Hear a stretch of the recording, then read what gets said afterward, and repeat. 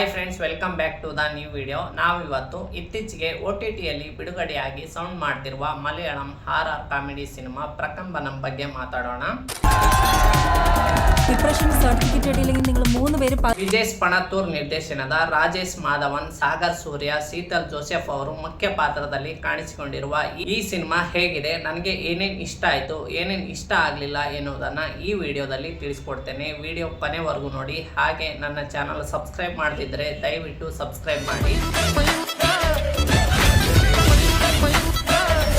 ಮೊದಲಿಗೆ ಕತೆ ಬಗ್ಗೆ ಹೇಳೋದಾದರೆ, ಈ ಸಿನಿಮಾ ನಡೆಯೋದು ಎರ್ನಾಕುಲಂನ ಬಾಯ್ಸ್ ಹಾಸ್ಟೆಲ್ನಲ್ಲಿ. ಇಲ್ಲಿ ಸಿದ್ದು, ಶಂಕರನ್ ಮತ್ತು ಪುಣ್ಯಾಳ ಅನ್ನೋ 3 ಕ್ಲೋಸ್ ಫ್ರೆಂಡ್ಸ್ ಇರ್ತಾರೆ. ಇವರ ಲೈಫು ಫುಲ್ ಬಿಂದಾಸ್. ಕಾಲೇಜ್ ಪಾಲಿಟಿಕ್ಸ್, ಪ್ರಾಂಕ್ ಮಾಡೋದು, ಹಾಸ್ಟೆಲ್ ವಾರ್ಡನ್ ಜೊತೆ ಕಿರಿಕ್ ಮಾಡ್ಕೊಳ್ಳೋದು, ಹೀಗೆ ಅವರ ಹಾಸ್ಟೆಲ್ ಲೈಫು ಸಾಗ್ತಾ ಇರುತ್ತೆ. ಆದರೆ ಒಂದು ದಿನ ರಾತ್ರಿ ಇವರ ಲೈಫ್ ಚೇಂಜ್ ಆಗುತ್ತೆ. ಇವರಲ್ಲಿ ಒಬ್ಬನಾದ ಪುಣ್ಯಾಳ ಮೇಲೆ ಸತ್ತು ಹೋದ ಅಜ್ಜಿಯ ಆತ್ಮ ಬಂದು ಸೇರಿಕೊಳ್ಳುತ್ತೆ. ಅಜ್ಜಿ ಅಂದ್ರೆ ಸಾಮಾನ್ಯ ಅಜ್ಜಿ ಅಲ್ಲ, ಫುಲ್ ಸ್ಟ್ರಿಕ್ಟ್ ಇರುವ ಅಜ್ಜಿ. ಒಬ್ಬ ಯುವಕನ ಬಾಡಿಯಲ್ಲಿ ಅಜ್ಜಿಯ ಆತ್ಮ ಬಂದಾಗ ಆತ ಹೇಗೆಲ್ಲ ಆಡ್ತಾನೆ, ಅವನನ್ನು ಕಾಪಾಡಕ್ಕೆ ಫ್ರೆಂಡ್ಸ್ ಪಡುವ ಪಾಡು, ಆ ಅಜ್ಜಿ ಯಾಕೆ ಬಂದಿದ್ದಾಳೆ ಎನ್ನುವ ನಿಗೂಢ ಸತ್ಯಗಳೇ ಈ ಸಿನಿಮಾದ ಕತೆ.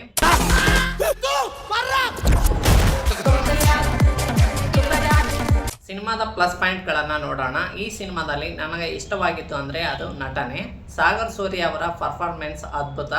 ಅವರು ಯುವಕನಿಂದ ಅಜ್ಜಿಯ ವ್ಯಕ್ತಿತ್ವಕ್ಕೆ ಬದಲಾಗುವ ಮ್ಯಾನರಿಸಮ್ ಸಖತ್ ಕಾಮಿಡಿ ಆಗಿದೆ.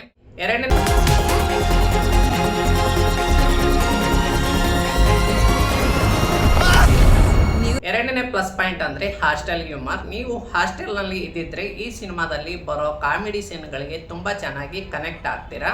ಆ ಎಲ್ಲ ಕಾಮಿಡಿಗಳು ವರ್ಕ್ ಆಗಿವೆ, ಎಲ್ಲಿಯೂ ಕ್ರಿಂಜ್ ಕಾಮಿಡಿ ಅಂತ ಅನ್ಸಲ್ಲ. ಸಿನಿಮಾದ ಸೆಕೆಂಡ್ ಹಾಫ್ ತುಂಬ ಫಾಸ್ಟ್ ಆಗಿದೆ ಮತ್ತು ಕ್ಲೈಮ್ಯಾಕ್ಸ್ನಲ್ಲಿ ಬರುವ ಟ್ವಿಸ್ಟ್ ನಿರೀಕ್ಷೆ ಮಾಡೋದಕ್ಕೆ ಆಗಲ್ಲ. ಇನ್ನು ಸಿನಿಮಾದ ಮೈನಸ್ ಪಾಯಿಂಟ್ಸ್ಗಳನ್ನು ನೋಡೋಣ. ಸಿನಿಮಾ ಸ್ಟಾರ್ಟ್ ಆಗೋದು ಸ್ವಲ್ಪ ಸ್ಲೋ ಅನಿಸುತ್ತೆ. ಕತೆ ಒಳಗೆ ಹೋಗೋಕ್ಕೆ ಸ್ವಲ್ಪ ಟೈಮ್ ತಗೊಳುತ್ತೆ. ಹಾರರ್ ಅಂತ ಬಂದಾಗ ತುಂಬ ಭಯಪಡಿಸುವ ಸೀನ್ಗಳಿಲ್ಲ, ಬರೀ ಕಾಮಿಡಿ ಮೇಲೆ ಜಾಸ್ತಿ ಡಿಪೆಂಡ್ ಆಗಿದ್ದಾರೆ. ಕೊನೆಯದಾಗಿ ಹೇಳಬೇಕಂದ್ರೆ, ನೀವು ರೋಮಾಂಚಮ್ ಅಥವಾ ಹಾಸ್ಟೆಲ್ ಹುಡುಗರು ಬೇಕಾಗಿದ್ದಾರೆ ಸಿನಿಮಾಗಳನ್ನು ಇಷ್ಟಪಟ್ಟಿದ್ರೆ ಈ ಸಿನಿಮಾ ನಿಮಗೆ ಖಂಡಿತ ಇಷ್ಟ ಆಗುತ್ತೆ.